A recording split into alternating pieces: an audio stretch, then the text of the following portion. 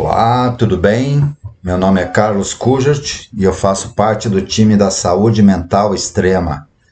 E nós ajudamos pessoas que querem se livrar, se libertar das compulsões. E conforme combinado, estamos aqui para iniciar os trabalhos.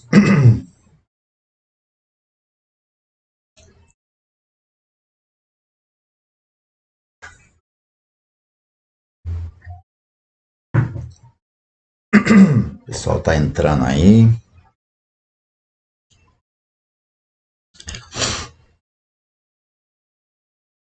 Então, quando nós falamos das compulsões, nós estamos falando desse sujeito, do obsessivo compulsivo, que tem dificuldades de buscar o controle, né? Tem dificuldade de controlar situações, controlar aquilo que gosta, né? Então, se a compulsão é por uma substância, ele vai ter dificuldade de ter esse controle. No caso do codependente, a compulsão é por cuidar do outro, né? Por se preocupar com o outro. A codependência também ela é conhecida como uma dependência afetiva, né? Uma pessoa que depende do outro afetivamente, está ligada ao outro, né? Então, quando a gente vai fazer o trabalho, o tratamento das compulsões, nós vamos identificar essa dificuldade de ter o controle da situação, né? De estar equilibrado, independente da situação. E sempre quando a gente fala das compulsões, nós vamos falar sempre no contexto biopsicossocial, que é onde estão as dificuldades, né? Então, no contexto biológico das compulsões, vão ter dificuldades. O obsessivo compulsivo vai apresentar sintomas biológicos, né? O corpo vai acabar sentindo isso, né? Então, quando a gente tem a compulsão e não tem o controle, vai ter um sintoma fisiológico no corpo, que a gente pode chamar de ansiedade, de depressão. Então, o sujeito que é obsessivo compulsivo, ele tem uma tendência à ansiedade e à depressão. E se isso não for tratado, pode evoluir para uma bipolaridade. Então, vai ficar essa marca no biológico, né? A parte psicológica, onde vai ter essa dificuldade, tanto no dependente como no codependente, vai ser essa ideia repetitiva, né? Aquele pensamento que fica ali repetindo, girando. Se é o codependente, vai ter a preocupação, onde que tá, que hora vai chegar, e daí não tem sossego, e isso vai gerar ansiedade. E mesmo que você diga para a pessoa, para ela não ficar pensando nisso, pensar em outra coisa, ela não tem esse controle, ela não consegue parar de pensar. É a questão da preocupação, né? Ela fica ocupada com aquilo o tempo todo e todo o tempo. E aí ela vai ter outros efeitos, né? Outros sintomas. Vai deixar de cuidar da própria vida. Aquilo que é importante, que é prioridade, ela vai deixar em segundo plano. E quando tem o agravamento do biológico com a psique, vai ter o sintoma também no social, que é as relações. Por isso que é uma doença biopsicossocial. Ela vai agravando, né? E aí acaba complicando a vida, né, dessas pessoas. Eles acabam perdendo um tempo que é fundamental para o sossego que a gente busca, né? A gente busca sossego, a gente quer paz. Mas um obsessivo compulsivo é um desassossego só, né? Como diz os meus amigos cearenses, é um desassossego só, e esse desassossego faz com que as pessoas tenham dificuldade para dormir, e o sono é fundamental. Uma das primeiras questões que vai mudar é o sono. Mudando o sono, vai ter uma alteração no humor, né? E aí vai agravando. Por isso que precisa de cuidados, de tratamento. O obsessivo compulsivo a gente consegue identificar no comportamento, na forma dele se relacionar, né, com as pessoas. Ou é a mais ou a menos, nunca equilibrado. São pessoas que é difícil para eles manter o controle, estar em equilíbrio.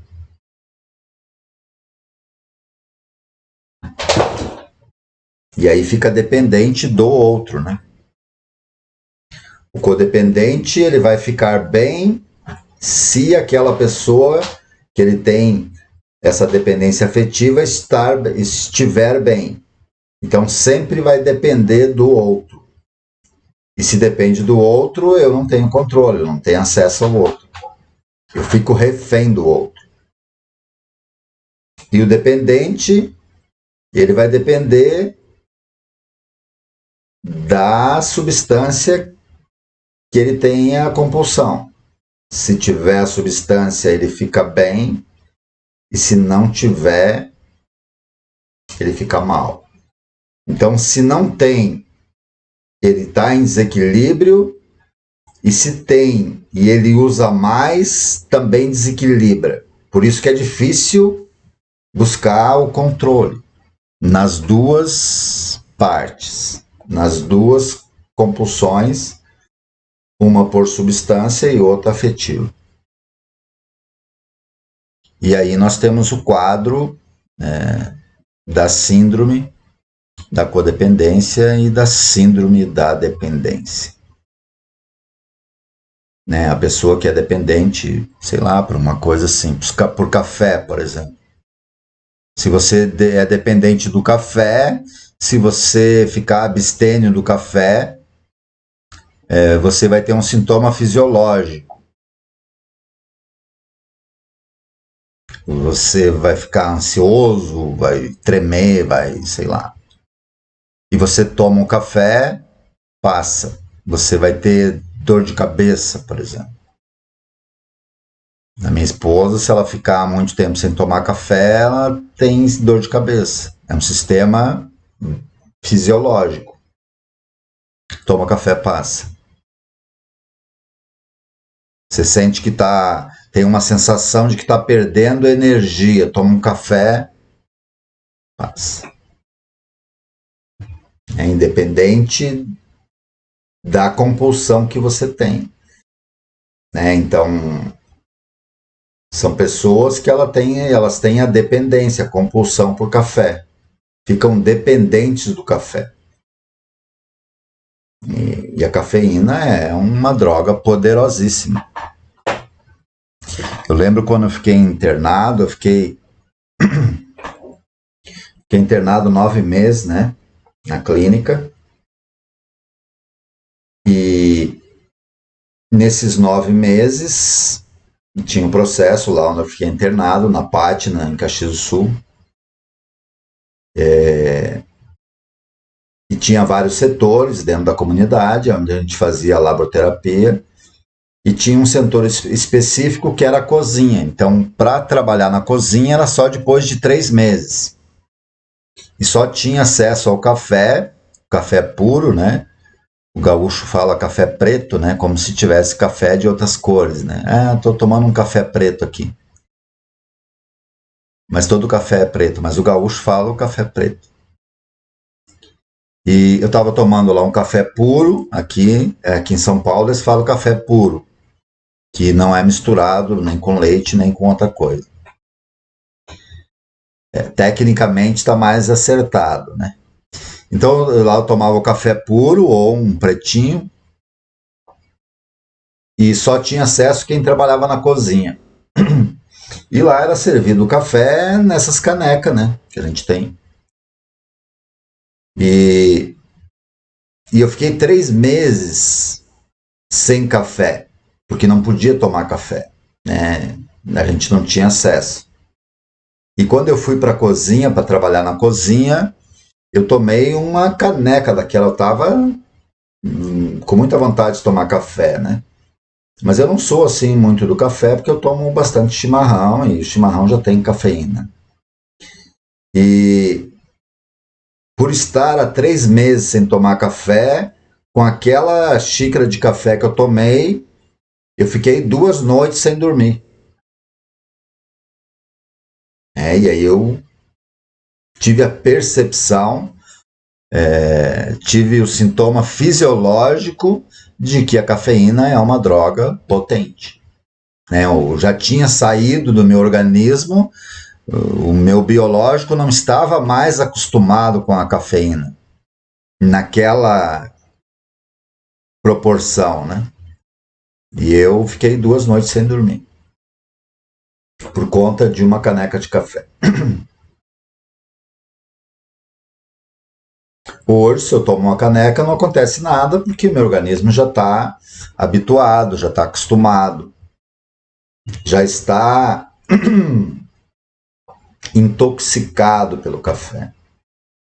E quanto mais o nível de intoxicação, quando baixa, né, a cafeína, o princípio ativo, o meu organismo dá um sinal que ele está com necessidade daquilo. E assim é o açúcar, o sal, que é uma droga poderosa também, que tem um efeito imediato, né, no organismo.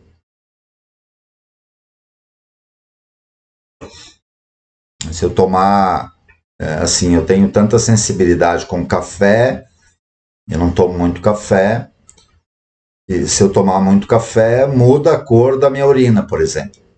Como se eu estivesse tomando um remédio. Se eu tomo um remédio, muda a cor da minha urina. Eu tenho problema no rim, então eu tenho que tomar bastante água, e eu não estou habituado a tomar medicação, tomo chimarrão o dia inteiro. Então qualquer outra coisa, a minha parte biológica já dá um sinal, já mostra de alguma forma. E o autoconhecimento serve para isso. E aí eu estou prestando atenção nesses detalhes que são importantes, e aí eu começo a cuidar disso, e aí tomo mais água, e aí o negócio funciona. Então, se eu tomar muita medicação, eu vou ter problema no meu rim, porque meu rim já... Provavelmente o meu fígado também está meia boca,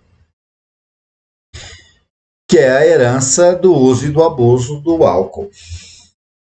Faz parte. Se plantar, vai colher, né? Não tem jeito. Lá na frente vai vir a conta. Então eu estou sabendo disso e tem que encarar agora, né? Não adianta ficar de mimimi, tem que ir para cima. Tá feito, e agora vamos tentar mudar a situação, né? Então, quando nós identificamos tudo isso, temos clareza, aceitamos a nossa real condição, fica mais fácil, mais leve levar isso, né? Só que quando nós estamos em crise, ou na ativa, ou no uso frequente, nós negamos isso. Então, tanto a dependência quanto a codependência, elas se assemelham no sintoma. Né? Por isso que é o ambiente que acaba ficando doente. O ambiente estando doente adoece as pessoas que estão nesse ambiente também. Acaba chegando no outro, na convivência ali, na troca, nós vamos encontrar algumas dificuldades. E por isso que a gente sempre afirma aqui que o remédio que nós temos é a conscientização. Então, quanto mais consciência nós tivermos da dificuldade que nós temos, melhor a gente vai lidar com essa dificuldade, ao ponto de conviver com ela naturalmente. Eu consigo conviver naturalmente com a minha dificuldade. Hoje mesmo eu estava falando para um paciente, né? Isso.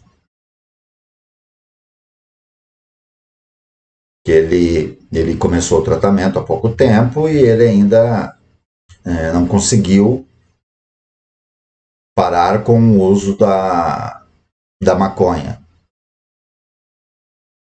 E ele teve uma oportunidade do emprego que ele vai ter que morar em outra cidade e daí ele vai dividir um apartamento com uma outra pessoa. E ele está tentando e está tendo dificuldade. Diminuiu bastante, mas ele ainda está tendo dificuldade. E aí eu coloquei a situação para ele. Diz, nós temos duas situações, você vai morar para lá. Então nós temos um problema. Você vai morar com uma pessoa e digamos que ela não use a maconha. E se você usar a maconha, o pessoal da empresa vai ficar sabendo que você fuma maconha. Isso vai prejudicar você. Certo? Ele falou, eu pensei nisso. E tem outra possibilidade. A outra possibilidade é que ele também use maconha. E se você morar com uma pessoa que use maconha, você também vai ter dificuldade. Então não existe não dificuldade. Você entende? Daí ele falou assim, eu não tinha pensado nisso. Eu digo, então. Daí ele falou assim para mim, mas por que? Se a pessoa usa maconha, porque daí eu vou perder o controle. Então. Então já está fazendo efeito o tratamento, ele já entende que ele não consegue controlar, ele está tentando e não consegue. Está se esforçando, mas ainda está no início. E aí tem uma terceira questão, que se ele trocar de cidade, daí ele vai ter que interromper o tratamento que ele iniciou há pouco tempo. Ou nós vamos ter que arrumar um horário para ele fazer online e tal, e a minha agenda está apertada. Se sair ele, já tem um outro para entrar.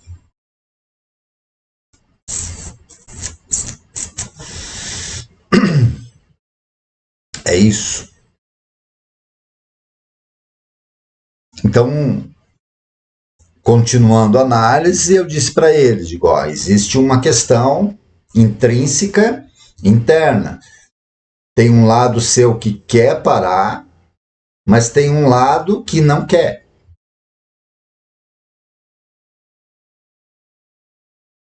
E essa é a luta. A mesma dificuldade que o codependente tem. Tem um lado dele que não quer ficar sofrendo, não quer, sabe que não vale a pena, sabe que não vai ter resultado, sabe que não dá, mas tem um lado que quer continuar e ele não consegue, fica ali, e é isso que causa o sintoma, o sofrimento psíquico.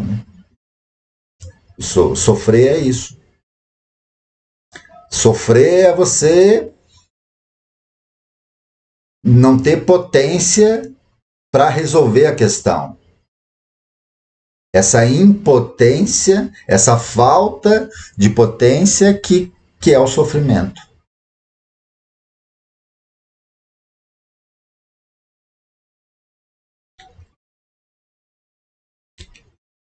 Freud chamou isso de desamparo.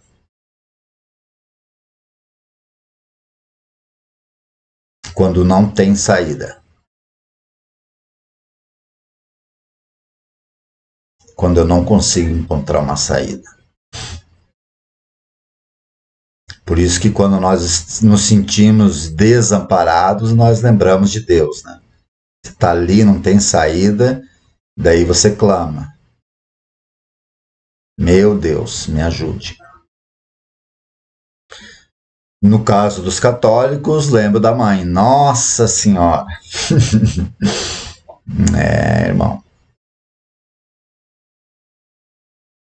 E nós, as pessoas que me acompanham aqui, que estão aqui, que fazem parte da nossa audiência, que sabem muito bem o que é isso, né?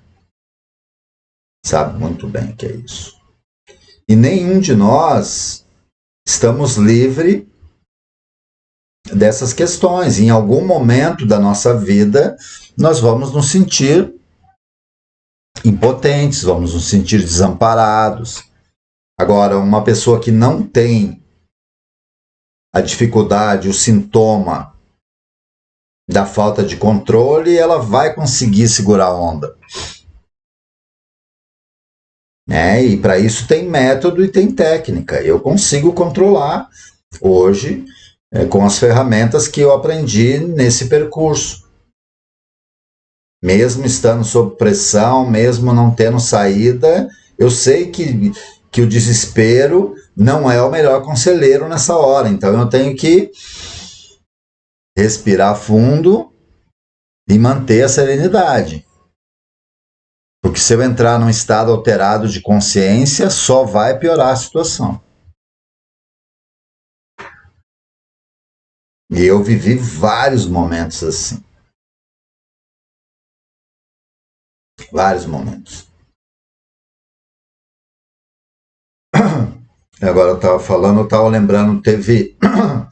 Logo que eu comecei a namorar a Cristina, logo no começo, teve um feriado de 7 de setembro e nós fomos para a praia. A gente alugou uma pousada, Maresias, eu gosto muito daquele lugar. E daí a gente ia passar o final de semana lá. A gente trabalhava no shopping na época e a gente conseguiu ali 3 dias e aí nós fomos para lá.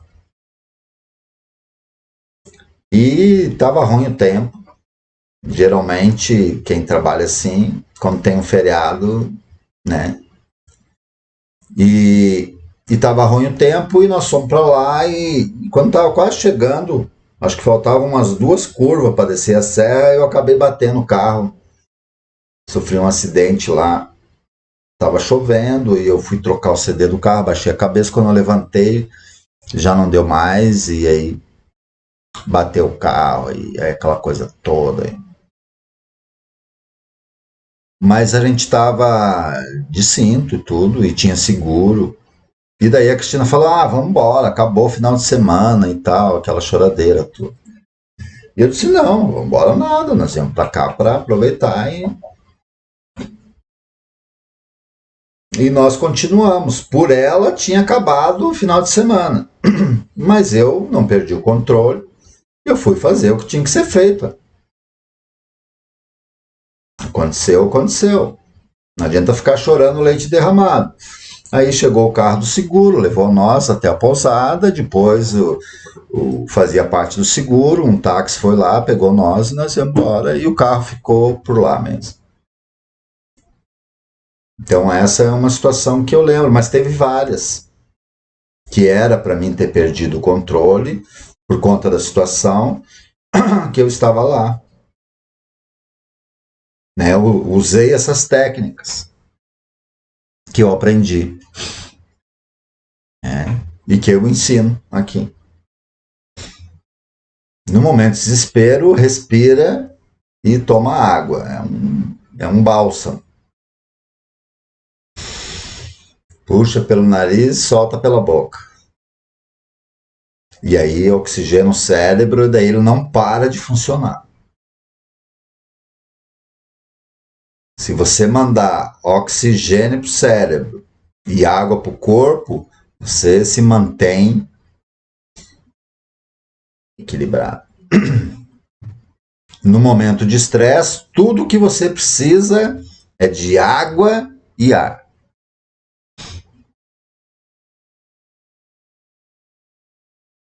Você vai, quando você está entrando em pane, você entra numa UTI, numa unidade de tratamento intensivo, a primeira coisa que eles vão te dar é hidratar o seu corpo com soro e te dar oxigênio, para não abalar o sistema. É um mecanismo de defesa que o organismo tem, né? Sabe esse cara que você vê ele caído na rua dormindo, alcoolizado e tal? Na verdade, ele não está dormindo. É o mecanismo de defesa do organismo. Então, o sistema está todo intoxicado para esse sujeito não morrer. Cai a pressão, baixa a pressão, cai a força, ele dorme, adormece, para o sistema ficar trabalhando só devagarzinho, respirando e tal, ele fica ali. Como se ele estivesse num coma induzido. Pode passar quem quiser fazer o barulho que não acorda. Ele está num coma induzido ali só para não prejudicar o sistema. E aí, quando ele acorda, qual a primeira coisa que ele vai fazer? Tomar água. Por isso que é muito comum a pessoa que está alcoolizada, que entra num coma alcoólico, ela ter um sono profundo e ela se urinar, fazer as necessidades fisiológicas ali. Porque o organismo está botando para fora aquilo que está a mais. Aí quando ela acorda, ela toma 1 litro d'água.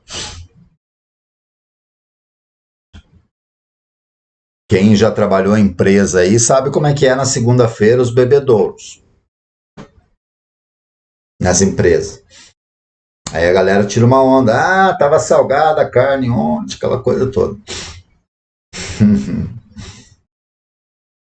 Então o nosso corpo é uma máquina perfeita. Perfeita. Para não prejudicar o sistema, ela paga. É como o seu celular aí. Quando a bateria chega a 15%, ele avisa. Aí você não fez nada, ele tira a luz, fica escuro. Você vai ter dificuldade para ver, para você não mexer ali e carregar logo. É mais ou menos isso que acontece quando o sistema entra em pane.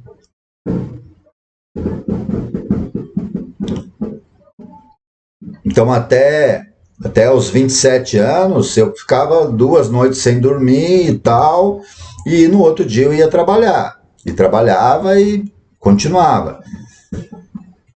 Mas aí quando chegou nos 28, 30, sem chance, não recuperava mais.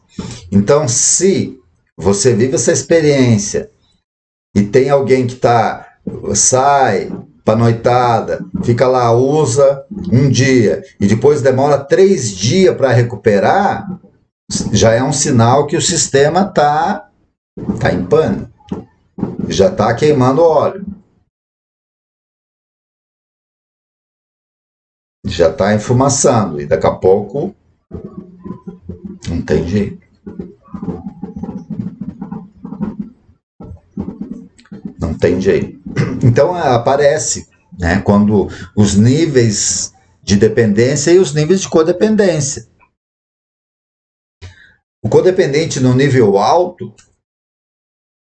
se a pessoa está, né, o filho dela e tal, de repente, o filho ou o marido, mais comum, e a pessoa está em casa, está dormindo,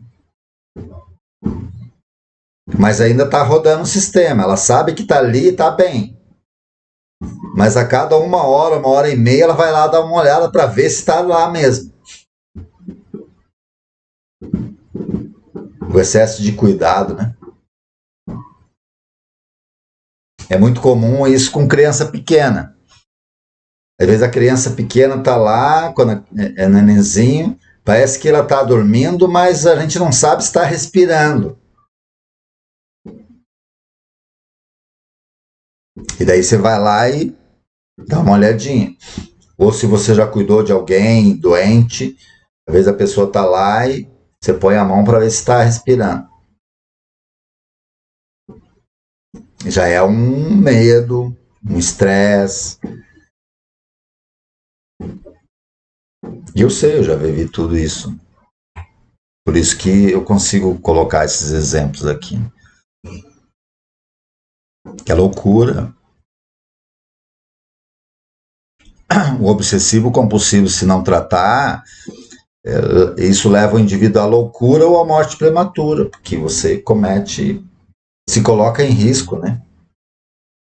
Uma pessoa muito tempo sob esse estresse, seja por substância ou seja por preocupação, não tem saúde mental que suporte isso, né?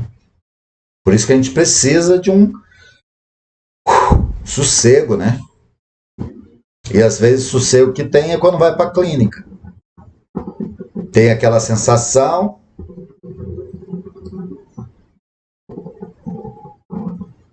pode ficar ligando lá todo dia, enchendo o saco lá para ver se dormiu, se está bem, se comeu, se não sei o quê. É muito comum isso acontecer. Não é fácil.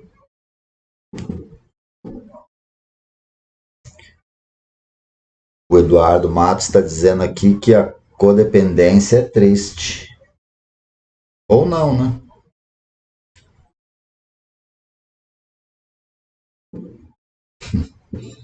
O disjuntor desliga, é mais ou menos isso.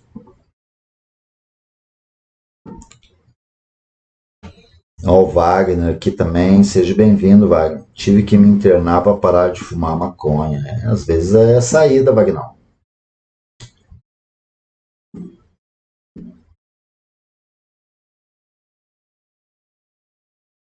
Né? Aqui o pessoal tá tomando café, papapá.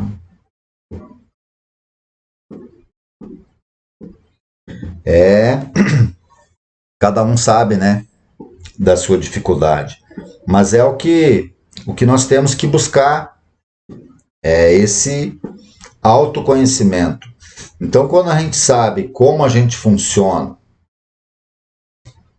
qual que é a reação que o nosso organismo tem, que nós temos sobre determinadas situações, é muito mais fácil.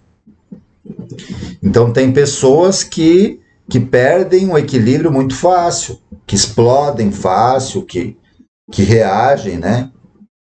É ação e reação. Não tem aquele tempo para pensar, para respirar, para ver a melhor saída, a melhor hipótese possível, apresentável ali no momento. E quando você estiver em dúvida numa situação de estresse, respira e pensa. É melhor não fazer do que fazer nesses momentos. Você tem que respirar, senão você fica cego e daí você acaba fazendo aquilo que não tem que fazer. Via de regra, um acidente, um trauma no trânsito. Você não é aconselhável você botar a mão na pessoa. Mas é a primeira coisa que você vai querer botar a mão na pessoa e não é aconselhável. Você tem que acalmar ela, fazer ela respirar e tentar conversar com ela. Para ela dizer aquilo que está sentindo.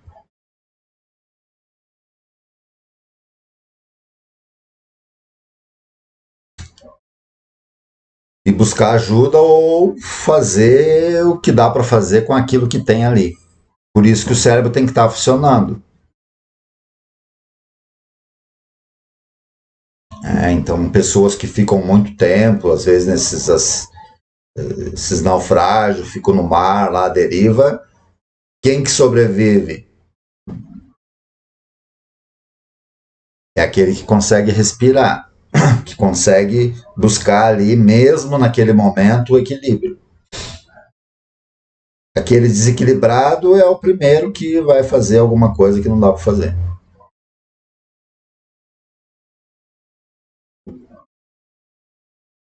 Tem que ficar quieto e procurar não se mexer. Então, quando a gente tem esse conhecimento, fica mais fácil de lidar com as situações críticas. Mas o obsessivo compulsivo não consegue ficar quieto. A respiração do obsessivo compulsivo é acelerada. Se a gente medir, por exemplo, a pressão, vai aparecer. Se medir o batimento cardíaco, vai aparecer. Tem pessoas que tem pânico. A minha cunhada estava falando outro dia, né? Ela tem pânico não é do jaleco do médico. Tem pessoas que, se chegar no médico, já sobe o batimento cardíaco. Ela é um negócio de medir a pressão. Botou no braço dela, sobe a pressão. É incrível isso, é psicológico.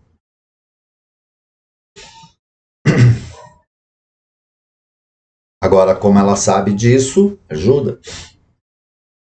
Então ela tem dificuldades, ela teve filho e daí teve que ir no hospital, fez cesárea, imagina. Uma pessoa que tem essa dificuldade ficar internada no hospital onde tem que medir. Se a pressão está alterada, não dá para fazer o procedimento cirúrgico, que o risco é maior. Então tem que esperar ali, sedar a pessoa. Aí para medir a pressão, você tem que sedar a pessoa. Que coisa, hein? E cada um é um. Cada um apresenta um sintoma diferente do outro. E na família é comum isso, né? Tem a codependente que está lá, não dorme, não come, e o outro não está nem aí. Nem para aquele que não está e nem para a pessoa que está lá sofrendo. E daí a sensação que o codependente tem é que é só ele que cuida daquela pessoa, só ele que pensa. E ninguém faz como ele, e aí só aumenta. Então, quando eu tenho conhecimento de estudo, fica muito mais simples de eu ajudar ou não ajudar. Né? Porque é isso. Na vida, tem uma coisa que eu aprendi, olha aqui para mim. Na vida, nós somos julgados por aquilo que fazemos e por aquilo que deixamos de fazer. Então não tem jeito. Você vai ser julgado. Então não se preocupa com isso, relaxa. Se você fizer, alguém vai falar. Se você deixar de fazer, alguém vai falar. Então, você tem que estar no nível de consciência, tem que estar equilibrado, tem que ter sobriedade para fazer a melhor escolha. para você ficar bem.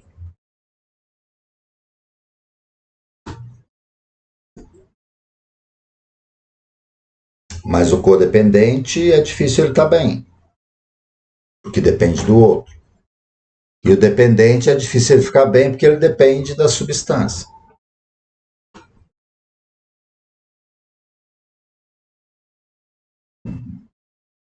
Por isso que eu tenho que ter consciência disso e tentar separar uma coisa da outra. Essa separação de uma coisa da outra nós chamamos de desligamento emocional. Eu fiz uma live aqui sobre isso, mas vou fazer outras. E a semana que vem a gente já volta, né? Eu prometi, mas já tenho uma grande amiga minha, Dona Maria,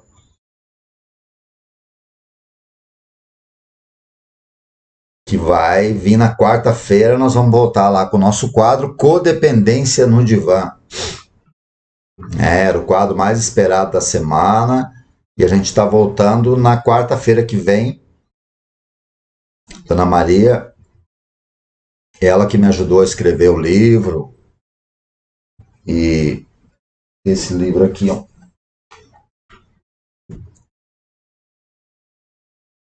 Uma pessoa iluminada, vocês vão gostar dela.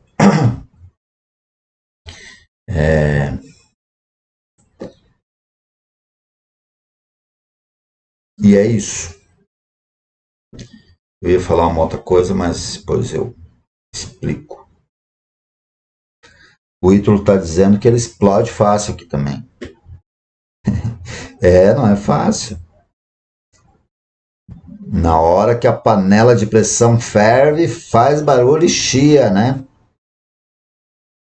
Uma galera nova aqui, a Clarice Soares, José Aderaldo, Ítalo Lopes, José Aderaldo, São Paulino. Hoje ele vai sofrer, hein? Saúde mental extrema, Miralda, José Claudiomiro, Eduardo Matos, Estela Lima, Melanie, a Joyce, Zilda Suster, Junei, grande Junei, faz tempo também que eu não vejo Junei, a doutora Patrícia, Tia Kemi, Manuel Lima, Eduardo Matos. Isso aí. Então era isso. Muito obrigado por permanecer aqui comigo até agora. Vamos lá assistir o jogo com moderação, sem sofrer muito. Se você estiver sofrendo, respira fundo, toma uma água, um chimarrão. E a gente se encontra aqui amanhã, no mesmo horário, às 21h15, para falar do mesmo assunto, mas com um tema diferente. Um forte abraço, até amanhã e se cuidem.